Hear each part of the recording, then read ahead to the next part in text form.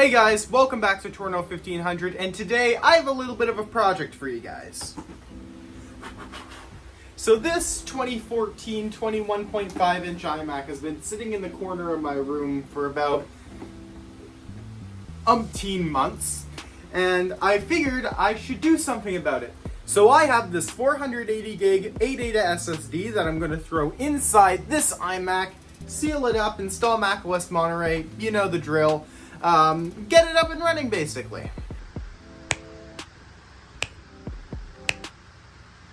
Typically, you're going to want what I call an iMac boot, which will keep the display from going like this when you're working on it. So it makes it less like a seesaw. I don't have one on hand right now. I have used them before at work and all that sort of stuff, but yeah. No, I don't have one right now, and I don't care to use one because it's my own property, and if I damage it, it's on me. Alright, so this is the 2014 iMac. This is the adhesive seals. We'll need to seal it up after we've disassembled it and reassembled it. The adhesive's already off, the old adhesive's still on there, but I've already loosened it. So you could just, take off the display. The cables aren't connected, so that's a thing. All we need to do really is tear it off the bottom and make it a lot easier. Plus the bottom adhesive's already quite, worn out. Alright, so I'm going to use a screwdriver just to disconnect the adhesive from back here. Or I could just, do that and just tear the adhesive off from the little side things. That brings it off on that side, and we can just carefully take the display off, put it over there. Now, compared to the magnets and screws that they used to use on iMacs, so you can open them, this is actually much better, and I'll tell you why. So, the old iMacs, the displays weren't laminated, so when you wanted to, take off the display, you need to take off the glass first, which magnets, easy enough, you don't need to replace any adhesive. It's more environmentally friendly, so you don't have to throw an adhesive into the garbage that'll end up in the landfill, but it also presents a risk of you having the screws stick to the magnets when you're trying to take the screw out. And while all you have to do with adhesive is just be careful around the camera and just use a little credit card type thing to stick it into the gap and then just take off the adhesive, it's much easier that way. But anyways, let's work away at the adhesive at the bottom here. Now, here's a very simple trick. Since there's a light plastic lining, all you need to do is get a glop of it together, like I'm doing here. And I'm using a screwdriver, but I do recommend a plastic pick. I just couldn't find my plastic pick anywhere. Probably find it for later in the repair if I ever need it. Just peel it away. And there you go. And we're gonna do the exact same with the top here. Just gonna pick away at it, or use a screwdriver, which I'm gonna grab and start picking away, making it a blob of it. And then, once we do that, hang on, might need a bit more off the top here.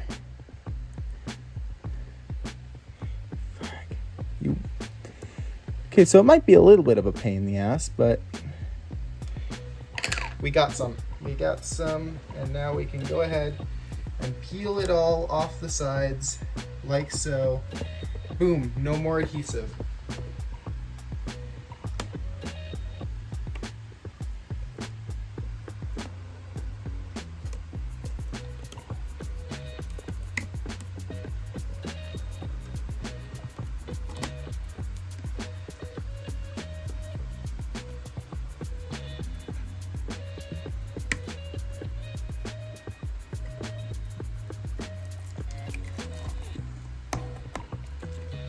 Oh, also, fun fact, the display actually makes up like half the weight of the computer. So this feels unbelievably light right now. Alright, and while it is pretty easy on the display too, you're going to want to be careful because it is fragile. Glass is glass and glass breaks. So you're going to want to be careful with this. Like sure, it's the inside, so you can actually do scratch it still with a metal screwdriver, but nothing past it. And make sure you're not using too hard of force, just to make sure you're not breaking the actual display panel. I think I'm taking off like the tape accidentally that protects the back of the display panel from scratches, but who gives a fuck, am I right? Alright, and now we can look at this area. So there's supposed to be like 2 brackets here usually, but I took those out because I'm not going to need them. But if you're working on this and you haven't opened it before and you want those brackets, just secure those brackets in. I'm going to use tape instead, so that's a thing. So first we're going to take out the 2 screws on this speaker because that'll make it much easier to get the SSD into place.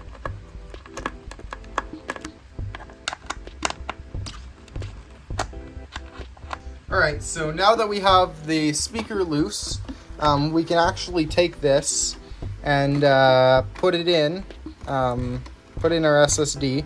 Now you're going to want to reuse these from your old hard drive. I already had them on here because this was pulled out of another iMac, an older one. So yeah, I'm just going to use this SSD real quick. It is kind of finicky. But it's always a 2.5-inch drive, and it's only a 2.5-inch drive that fits in here, and you're not risking damaging the speaker, so you're probably fine with that. Just don't make sure not to rip the cord. This cord is thick, so it can take a bit of abuse, but not much. Alright, now we have it in after multiple minutes of struggling, and I pushed the speaker out of it. Make sure not to push the speaker out. Just push it to the side a bit like this, not outwards. However, I'll be able to screw it in just fine, and yeah, the SSD it's in place. So just put the feet and shove it in there. Try your best to. The screws, these will hold the SSD in just fine. I don't have those, so unfortunately we're gonna have to make do. But yeah, I'm going to quickly put back in the speaker. And in my situation, to hold the SSD in place, we're going to use a little something called redneck engineering. Now what you're going to want to do is just tape it in. I don't care. I'm just going to tape it in. I recommend you use the screws instead, but if you don't have the screws or the brackets, your only real choice here is redneck engineering. Now that'll hold tight. That'll hold in just fine, and since it's an SSD and not a hard drive, you're probably fine as it comes to like shaking around and stuff. So yep, just a little redneck engineering. And now to seal up the iMac, we'll use these adhesive strips. So these adhesive strips I'm going to use in order to keep the display in place. So this one will go this way. In order to use these, you can get these off iFixit. They're like maybe like $10. I'll put the actual price. I have no clue what they cost on iFixit, but yeah. Anyways, and what you're gonna want to do now is take something like a flathead screw. Oh god, no, they're not in place correctly.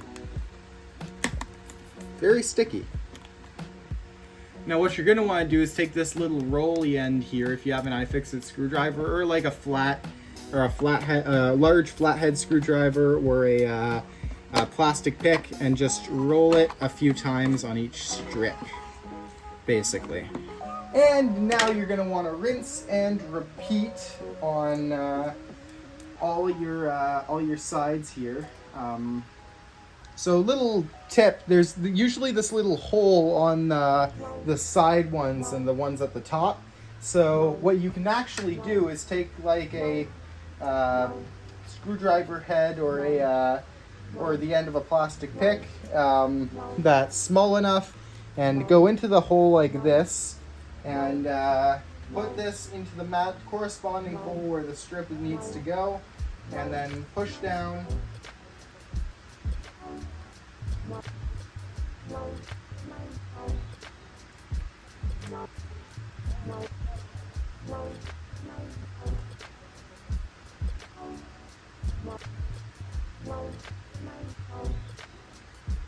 All right, now that we have all the adhesive on the iMac, we're gonna peel away at the bottom adhesive. Now this might overlap with this adhesive strap, but we're just gonna push that in. Shouldn't make too much of an effect. Peel away at the adhesive, only the adhesive on the bottom. Now this adhesive may overlap depending on what kit you get. What I'm just going to do is just cut it off at the bottom, so it shouldn't make too much of an effect. Just don't cut too much off, like so. Now we're going to grab our display right here, and now we're going to put this, match it up with the bottom, make sure it matches up with the bottom, and make sure it lines up with the corners of the sides of the bottom. And now we're just gonna just stand it up and take it off all the rest of our adhesive while keeping a hand on the display at all times. Don't want to take your attention off of that because it will break if it falls. Come on.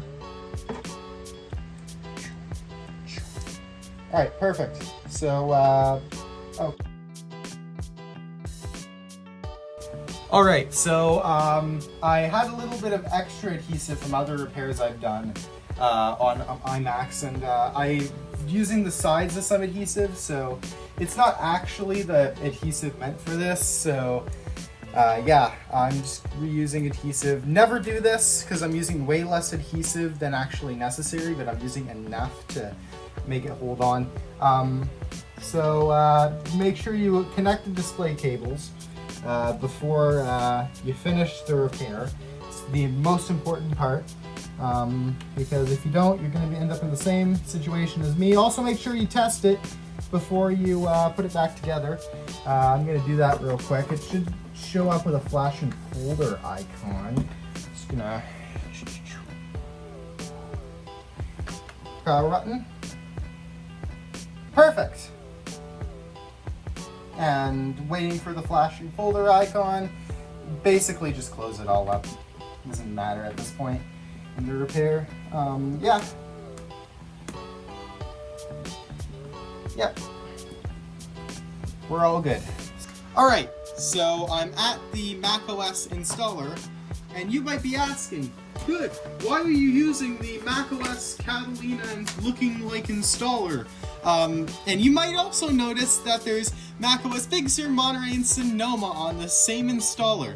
Now, I made this in a video in, I think, 2024, titled 4 macOS installers on one USB. So now I have macOS Catalina, Big Sur, Monterey, and Sonoma on the same USB, and I'm using that for the install. But wait, didn't you say you couldn't install macOS Monterey on an unsupported Mac if you were using OpenCore? Yeah, I did. But I have OpenCore actually spoofing this 2014 iMac to a 2017 model year. So I can actually go into macOS Monterey, wait for it to load, patience, go into the macOS Monterey installer here, click agree, and start installing it. So now macOS Monterey is installing on this iMac with a multi-installer because of the EFI tweak I did in OpenCore. The other reason I also did this was because I want to use universal control on this thing, because I'm going to have it probably set up right there at my desk with my monitor connected to my Mac Mini, so I can go between my Mac Mini and the iMac seamlessly with no issue. I got the idea from Foursquid OS. It's a channel on YouTube. I'm also friends with the guy.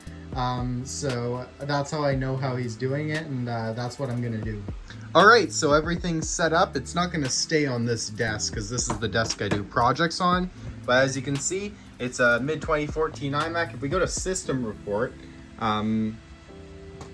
it says iMac 18,1, which is BS because this is an iMac 14,4, but it doesn't know that because I'm spoofing the model, because I want to use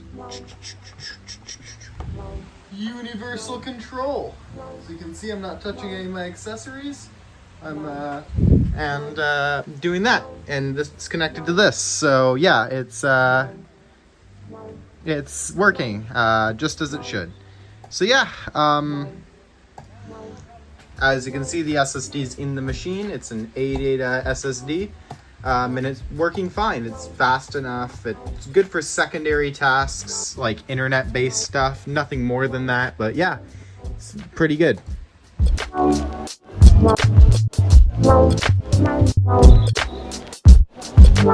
Alright, so I have both my Mac Mini and my iMac connected via universal control. I could use both my keyboard and my mouse in order to control it, either of them, and yeah, it's working pretty well. And this is a good alternative for people who actually want to use their old iMac as like a secondary monitor for stuff that isn't too crucial, but like you can't actually use it as an external monitor without heavy modifications to its inside. So this is a pretty good alternative to that. And because I put an SSD into the iMac actually runs really well. So it isn't slow at all. It's good enough for basic web browsing and photo editing and all that sort of stuff. So yeah, anything basic that I want to throw onto this, I can. But anyways, thank you guys for watching. If you liked the video, please like and leave a comment. If you didn't like it, you know what to do. And thank you guys for watching. Comment, like, and subscribe, and I'll see you later. Bye!